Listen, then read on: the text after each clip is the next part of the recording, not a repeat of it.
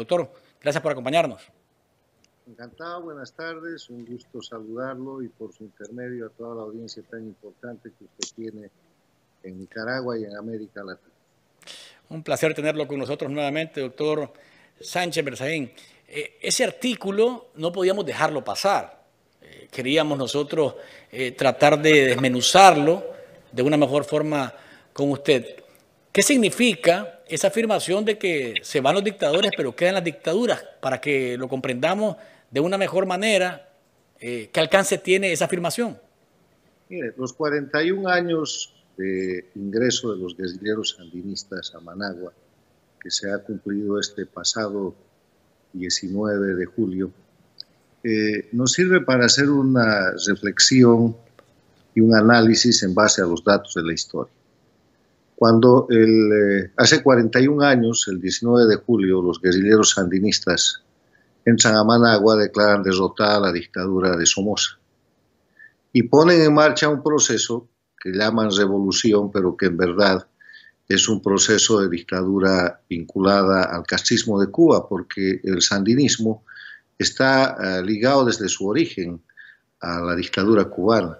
Quiero recordarles que el Frente Sandinista de Liberación Nacional, el FSLN, se funda como, entre comillas, una organización política militar de izquierda el año 1961, como resultado de la denominada revolución cubana castrista que se estaba expandiendo en las Américas.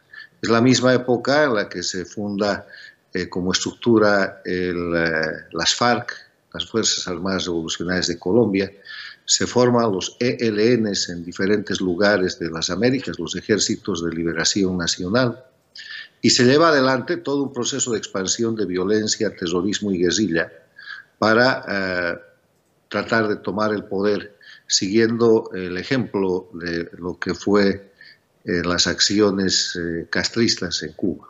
Entonces, en ese sentido, estos 41 años que encuentran a Nicaragua con Ortega, un sandinista de nuevo en el poder, nos sirven para mostrar que cuando se liquida, cuando cesa la dictadura somocista, se empieza a instalar una dictadura sandinista, una dictadura que en la década de los 90, de la década de los 80, era una dictadura de corte castrista. Esa dictadura lleva a la confrontación interna, casi a una guerra civil en Nicaragua, donde aparecen los contras, y que se produce un evento electoral, las elecciones del 25 de febrero de 1990, en las que gana la señora Violeta de Chamorro por un 54.74% de los votos. Y no le queda más al candidato perdedor, en ese momento el dictador Daniel Ortega, que entregar el poder. Pero para entregar el poder, o sea, para que cese esa dictadura y para que salga el dictador el año 90, en Nicaragua sucede un hecho que hay que recordar y destacar porque es un precedente muy importante para el tratamiento de las dictaduras castrochavistas que ahora vivimos en el siglo XXI. Se firma el 27 de marzo de 1990 el denominado Protocolo de Transición, que es un acuerdo para la transferencia del mando presidencial, en el que formalmente se reconoce que las elecciones son la base para la construcción de la democracia y de la paz, pero en el que se ponen los aspectos principales que quería el dictador Ortega. El primero es que se otorga seguridad jurídica a los beneficiarios de las donaciones estatales de propiedades urbanas y rurales asignadas por el régimen sandinista antes del 25 de febrero de 1990. Lo que en Nicaragua se llamó la piñata. Así es. Todo lo que se habían robado se lo podían quedar. Y el gobierno democrático que estaba llegando al poder, antes de tomar el poder, les reconoce la piñata. Y el segundo tema es el tema de que se establece el respeto a los rangos, escalafones y mandos del ejército, incluyendo la permanencia de Humberto Ortega como general en jefe del ejército. O sea, el dictador Daniel Ortega entrega el poder ejecutivo, pero se queda con el control de un patrimonio de corrupción, de robo, de saqueo, y se queda con el control de las Fuerzas Armadas, que nunca fueron Fuerzas Armadas de la nación nicaragüense, que son las fuerzas sandinistas que se mantienen hasta ahora. Entonces, ese es el momento, en 1990, cuando Nicaragua y el mundo cree que Nicaragua ha vuelto a la democracia, se empieza un proceso, y ese proceso está dañado, está horadado, porque sale el dictador Ortega el año 90, pero no sale la dictadura. Porque la dictadura son instituciones, la dictadura es un sistema, deja todo el sistema dictatorial, deja la estructura militar en manos de los sandinistas, de la dictadura, deja empoderados y enriquecidos a todos los ladrones que se habían beneficiado con la piñata, deja al FSLN como partido político, y se queda él mismo como un actor político importante para proteger su impunidad.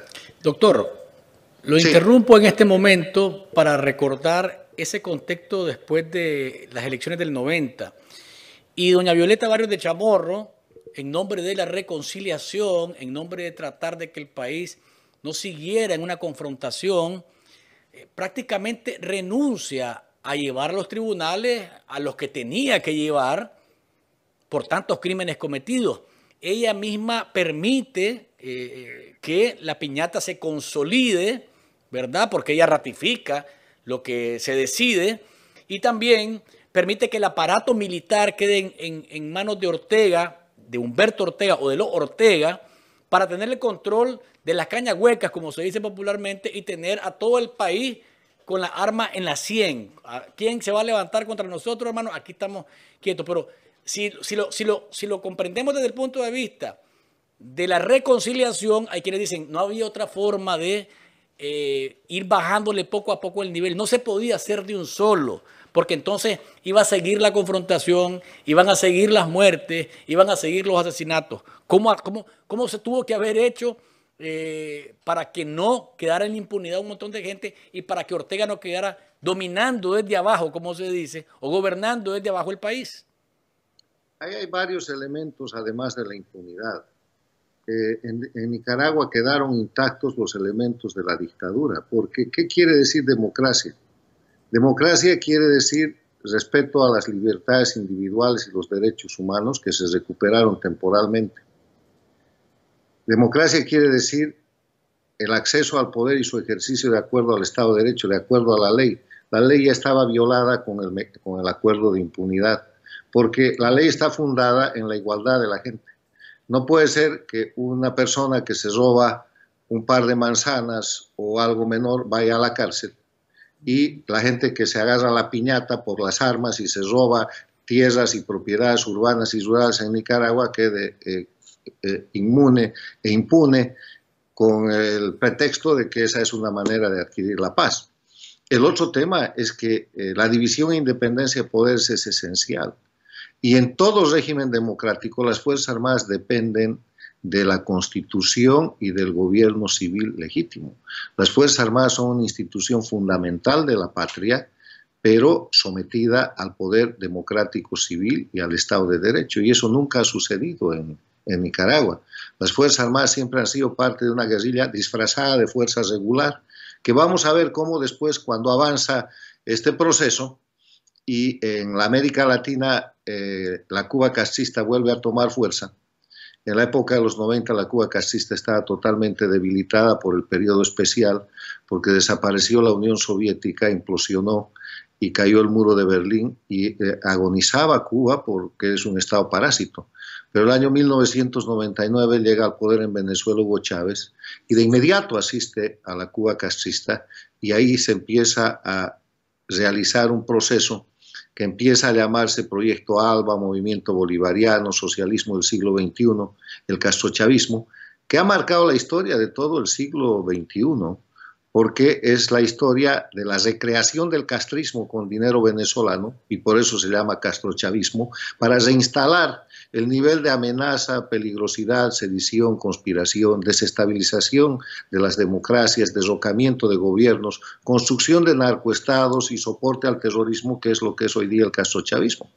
Castrochavismo no es un proyecto político, es un proyecto criminal liderado por Cuba, la dictadura de 61 años de las Américas, grupo criminal, asentado fundamentalmente en su principal base, que es Venezuela, controlada desde hace 21 años por un grupo criminal que es el chavismo, y que controla Nicaragua, que controlaba hasta hace poco Bolivia, Ecuador, y que no permite que en Bolivia y en Ecuador hayan transiciones a la democracia lo suficientemente claras.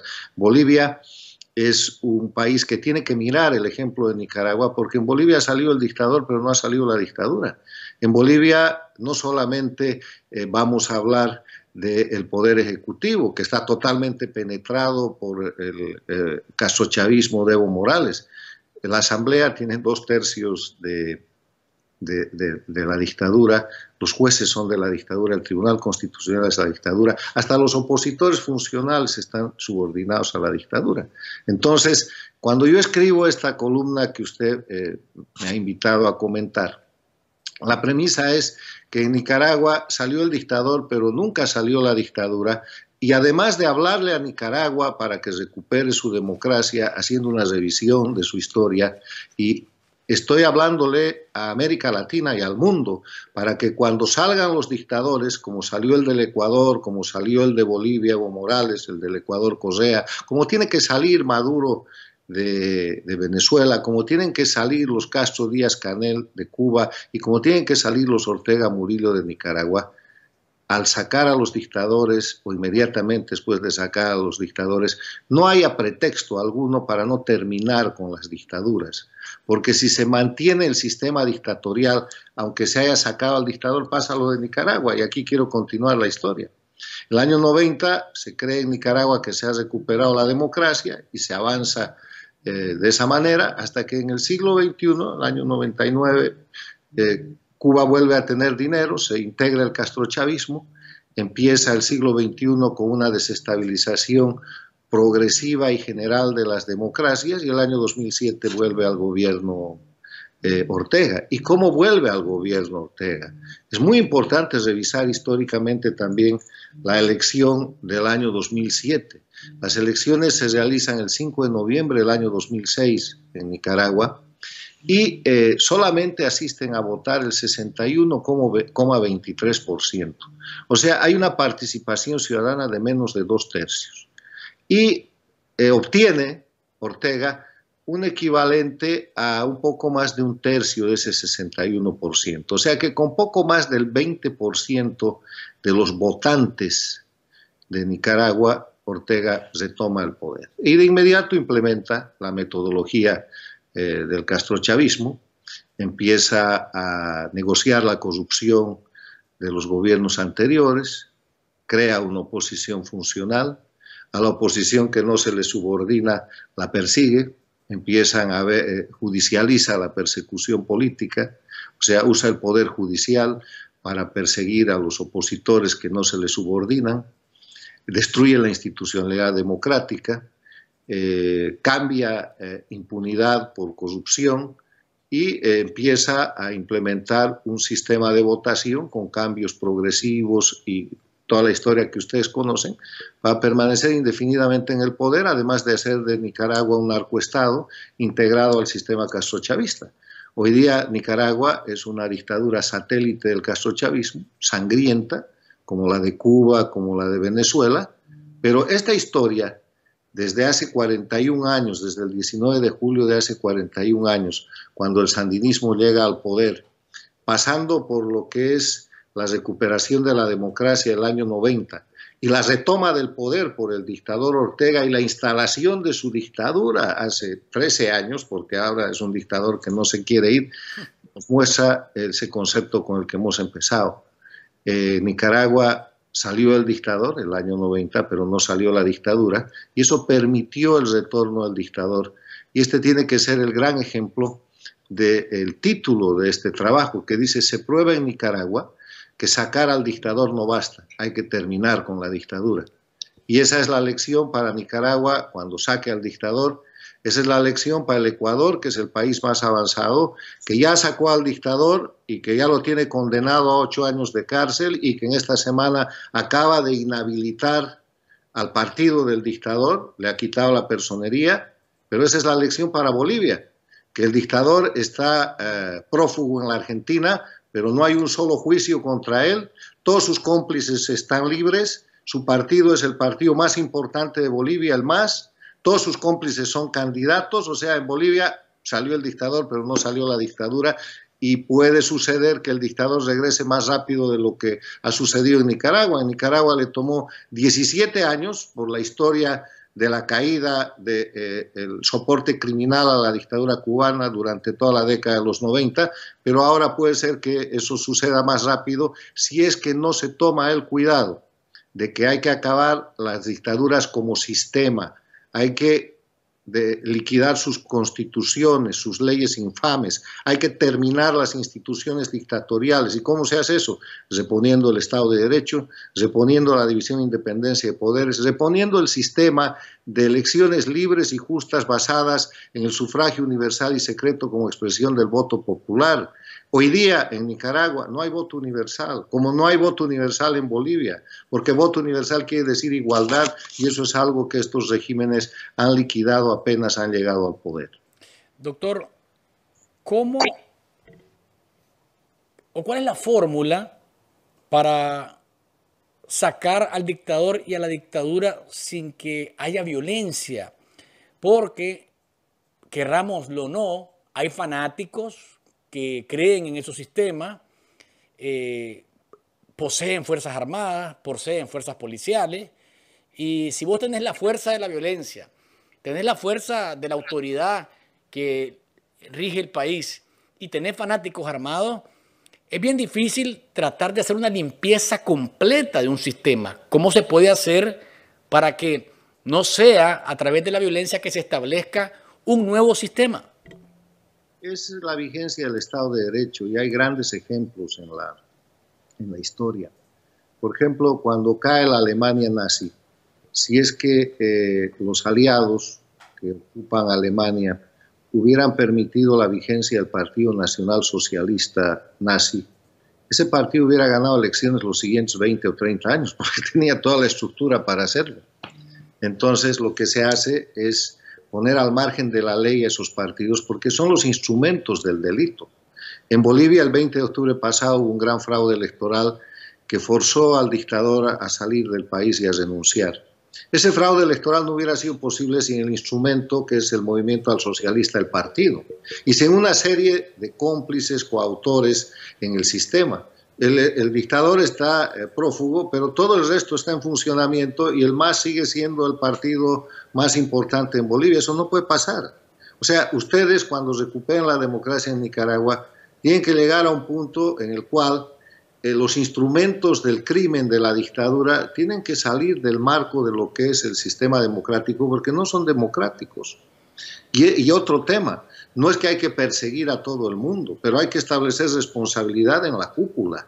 ¿Qué quiere decir responsabilidad en la cúpula? Bueno, la gente que está con los dictadores, con Murillo, con Ortega y con su entorno, que ya tienen sanciones internacionales y órdenes de investigación por delitos de lesa humanidad, por violación de derechos humanos, por corrupción, por lavado de dinero, por narcotráfico, esa gente tiene que ser juzgada y hay un punto en el cual el resto de la gente tiene que estar en un proceso de recuperación democrática y tiene que reincorporarse a la democracia. No se trata de confrontar el país todos contra todos, se trata de volver al Estado de Derecho, que quiere decir la vigencia de la ley, que tiene como fundamento la libertad, pero una libertad que tiene un solo límite. El derecho propio tiene por límite el derecho de los demás. Cuando ese equilibrio desaparece, que ha desaparecido en Cuba, en Venezuela, en Nicaragua, en Bolivia, cuando solamente hay unos pocos individuos que tienen más derechos que otros y la gente solo tiene obligaciones, eso es una dictadura. El grupo del dictador y su entorno tiene en Nicaragua hoy por hoy solamente derechos, no tienen obligaciones y tienen un pueblo al que quieren someter a estado de servidumbre, como ya han hecho en Cuba desde hace 61 años y como están haciendo en Venezuela desde hace 21 años.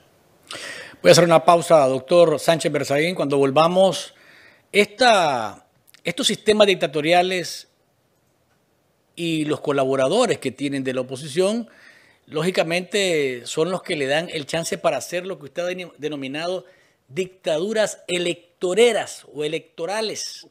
Dictaduras electoralistas. Electoralistas. Vamos a hablar de esto luego de la pausa comercial con el doctor Carlos Sánchez Berzaín, director del Instituto Interamericano de Democracia. Acá estamos, amigos. Gracias por seguir con nosotros, conversando con el doctor Carlos Sánchez Berzaín, director del Instituto Interamericano de la Democracia. Doctor, para que las dictaduras se mantengan como sistema vivo, aun cuando cambien, entre comillas, quienes están en los cargos del Ejecutivo, tienen que tener del otro lado personas que se presten a colaborar, y usted ha considerado que este tipo de regímenes llegan al proceso electoral como dictaduras electoralistas, ¿es que me dijo? Sí, mire, le explico el concepto. Cuando esta gente llega al poder por la vía de la elección, lo hizo Ortega el año 2007 con la elección del 2006, en vez de respetar las reglas de la democracia con las cuales ese hubiera sido un gobierno muy débil, un gobierno controlado, que tenía la obligación de irse terminado su periodo. En vez de hacer eso, empiezan a través de pequeños golpes de Estado, que se llaman golpes blandos, a destrozar la institucionalidad democrática, en complicidad con una oposición que es servil al régimen y que intercambia, como ha sucedido en el caso de Nicaragua, impunidad por los casos de corrupción de esa oposición o corrupción para esa oposición a cambio de destrozar la institucionalidad. Ha sucedido en Nicaragua, ha sucedido en Bolivia, ha sucedido en todas partes, porque así funciona. Para que una dictadura se instale, además de la decisión dictatorial, además de las condiciones, en este caso de retorno de la dictadura de Ortega después de 17 años, hay un factor que cede y que entrega los principios, valores y las instituciones, y eso es lo que yo llamo oposición funcional. ¿Qué es que una oposición funcional? Es la que se integra al sistema dictatorial para simular democracia y permitir que el dictador y su grupo detenten indefinidamente en el poder simulando democracia. Entonces, una vez que ha sucedido eso, o que empieza a suceder, el primer objetivo y el objetivo permanente de un dictador de estos del castrochavismo y de todos los dictadores, pero vamos a hablar del castrochavismo del siglo XXI, es permanecer indefinidamente en el poder. Entonces, para permanecer indefinidamente en el poder, ¿qué hacen? Elecciones. En vez de declararse dictadores y romper toda la estructura, lo que los haría objeto de señalamiento internacional y de ruptura directa de las normas, lo que hacen es hacer elecciones, pero las elecciones están manipuladas. No cumplen el elemento esencial de la democracia que dice que las elecciones tienen que ser libres, tienen que ser justas, tienen que estar basadas en el sufragio universal y secreto como expresión de la soberanía popular.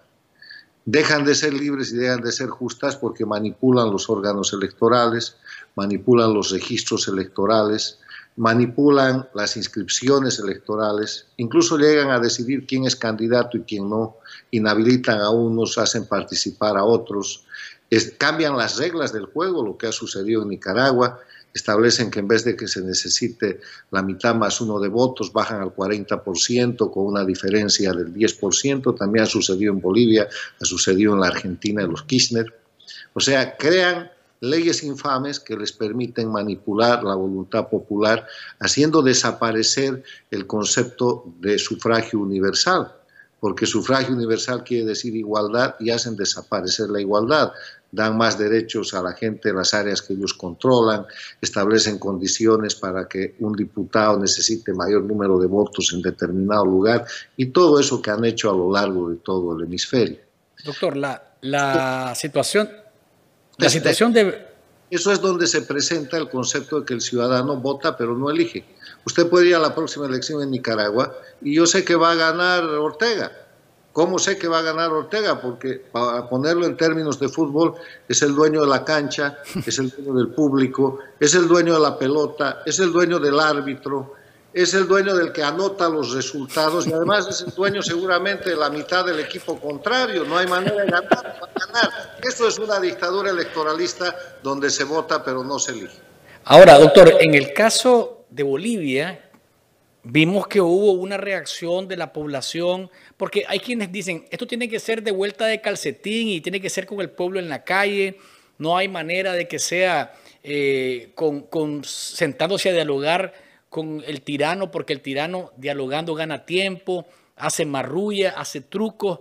En Bolivia no pasó esto, la gente al final terminó saliendo a la calle y al final Evo Morales acepta que tiene que dejar el poder, pero eso no significó, aunque fue una salida casi violenta, mejor dicho, de Evo Morales, no hubo un cambio dramático y como usted lo está planteando en el sistema político de Bolivia, y por eso es que usted menciona que se dirigen a repetir el mismo error.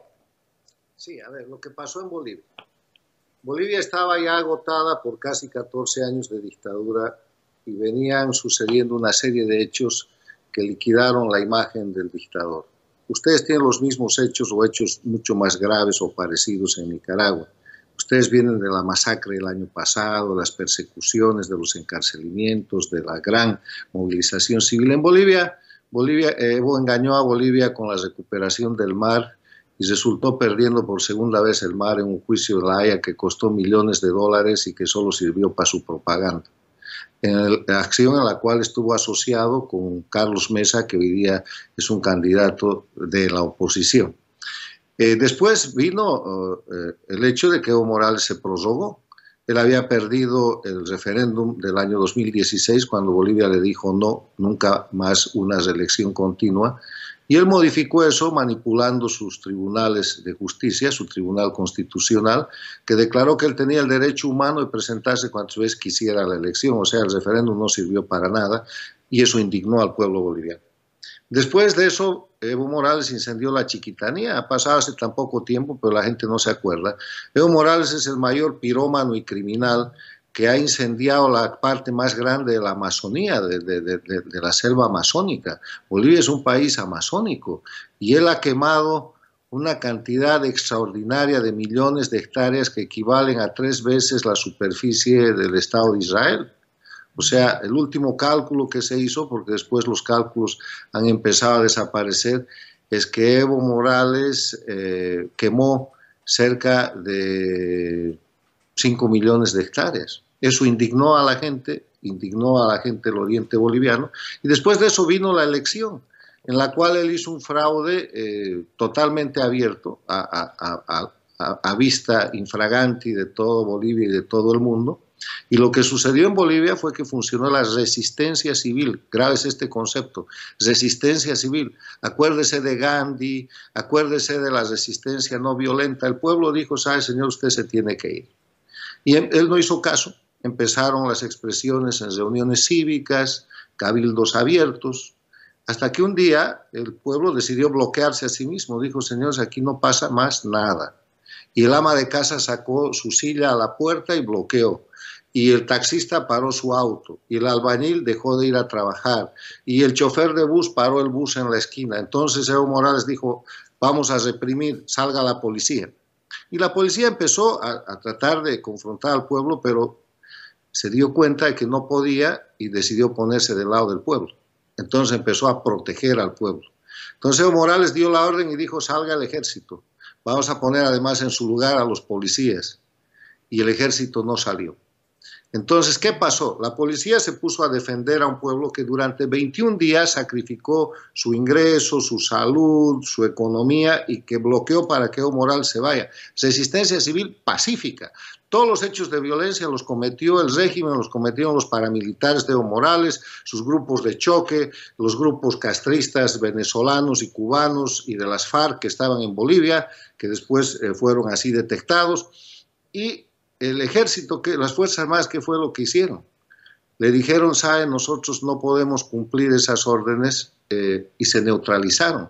Tampoco las Fuerzas Armadas sacaron elementos en contra del gobierno. No hubo golpe de Estado. Las Fuerzas Armadas se quedaron en su cuartel y dijeron, señores, este es un tema que tienen que arreglar ustedes. Digamos que esa neutralización dejó a Evo Morales, al dictador, en absoluto estado de indefensión dictatorial. El tipo se asustó, cogió el avión, escapó a la zona cocalera, pidió un avión a México y se escapó de Bolivia dejando una carta de renuncia.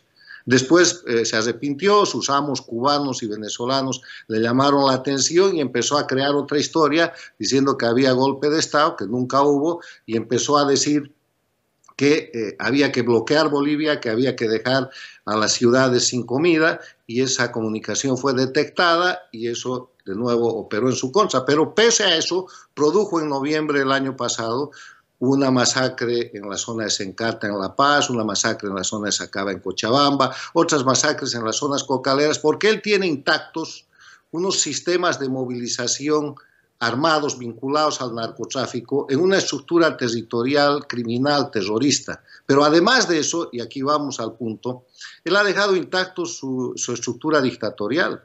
Él ha suplantado la Constitución de Bolivia, haciendo desaparecer, poniendo en cautiverio a la República de Bolivia y creando en su lugar el Estado plurinacional con una constitución castrochavista redactada por los asesores españoles con el dinero de Cuba y Venezuela. Esa constitución, que fue promulgada el 9 de febrero del año 2009, marca el inicio institucional de la dictadura en Bolivia. Entonces, para cesar la dictadura en Bolivia, hay que cesar esa constitución y restaurar, reponer la constitución de la República, que es la constitución de 1967, reformada el año 94, y hay que dejar de lado el Estado dictatorial, que se llama Estado plurinacional, y volver a la República de Bolivia, que es el Estado democrático. Doctor, en Nicaragua no se ve otra salida más que esperar al 2021 y que de aquí al 2021 Ortega supuestamente, producto de la presión internacional, de las sanciones y esto y aquello, acceda a una reforma electoral profunda que permita elecciones de verdad con observación internacional, con un consejo electoral creíble. Yo tengo, no pequeñas, enormes dudas de que eso ocurra, porque al final a Ortega le sigue pareciendo más conveniente tener el poder por la fuerza que salir del poder. Y no veo en Nicaragua un escenario parecido al de Bolivia, porque el jefe del ejército le ha dicho a Ortega, con usted muero yo y muere mi Estado Mayor, con usted muero yo. Y también muero, le dice el consuegro de él, que es el jefe de la policía, con ustedes morimos nosotros. Y si ustedes cuentan con nosotros, usted cálmese porque va a estar ahí tranquilo, custodiado por nosotros. ¿Qué se hace? Mire, le acabo de dar toda esta explicación desde que hemos empezado la entrevista para decirle que Nicaragua nunca tuvo Fuerzas Armadas de Nicaragua. Esas son Fuerzas Armadas de la dictadura sandinista, lo mismo que la policía. Lo que no pasa en Bolivia. En Bolivia, con la Revolución Nacional de 1952, se formó el Ejército Nacional, y eso es una doctrina. Es una doctrina que Evo Morales no pudo destruir a partir del año 2006 hasta el año 2019, porque la estructura central de los oficiales, suboficiales y sargentos de Bolivia es una estructura creada y en base a la doctrina de la nación boliviana y de la liberación del pueblo boliviano a través de la alianza de clases. Esa es la ventaja, digamos, estructural de Bolivia respecto a Nicaragua, pero todo lo demás es igual. Ahora, yo quiero decirle en Nicaragua qué es lo que yo veo. Yo veo primero que no hay que equivocarse en estrategia, este es el único error que no se puede cometer. No hay que equivocarse en la identificación del adversario. Ortega no es Ortega hoy en día. Murillo no es Murillo. Ellos son los representantes del castrochavismo, que es una organización transnacional criminal vinculada al narcotráfico y al terrorismo, liderada por Cuba, que tiene su base principal en Venezuela y su base secundaria en Nicaragua. El problema es que, así como Venezuela es un país ocupado por el castrismo, por la penetración de la inteligencia y la operación cubana, Nicaragua tiene el mismo nivel de penetración en mayor o menor grado. La doctrina, las técnicas, el ensañamiento, los crímenes que se han cometido el año pasado, los procedimientos, no son nicaragüenses, son castristas, son castrochavistas. Entonces, en medio de esa doctrina criminal que tiene el castrochavismo, su propósito fundamental es permanecer indefinidamente en el poder. Ortega no se va a ir, y si se va, ahí va a quedar Murillo, y si no, van a inventar un Maduro, como han hecho en Venezuela cuando ha muerto Chávez. Entonces, el tema es que Nicaragua se está enfrentando, como Bolivia, a un sistema dictatorial transnacional muy sólido que hoy día tiene además el respaldo de la Argentina, de Fernández y de Kirchner, y la simpatía del México de López Obrador. En ese escenario, ¿cómo van a salir ustedes, cómo va a salir Nicaragua de la dictadura? Yo creo que a través de la ayuda de la presión internacional, tratando de transparentar lo más posible el sistema si es que van a llegar a elecciones, pero yo no soy de las personas que cree que las dictaduras castrochavistas se retiran por elecciones. Las elecciones son un mecanismo que ellos manipulan de diferentes maneras para permanecer indefinidamente en el poder. Entonces, yo creo que Nicaragua tiene que hacer una mezcla de unidad nacional contra la dictadura. En dictadura solo hay dos grupos, la dictadura y la democracia, la gente que quiere luchar por la libertad y la democracia. No hay posibilidad de un grupo intermedio. Cuando hay dictadura no hay zona gris, la zona gris es de la dictadura. Cualquier persona que le venga a decir sí, pero no, pero vaya, póngalo en la lista de la dictadura porque ahí está. Y lo que está tratando es de crear sofismas para debilitar la lucha contra la dictadura. Unidad.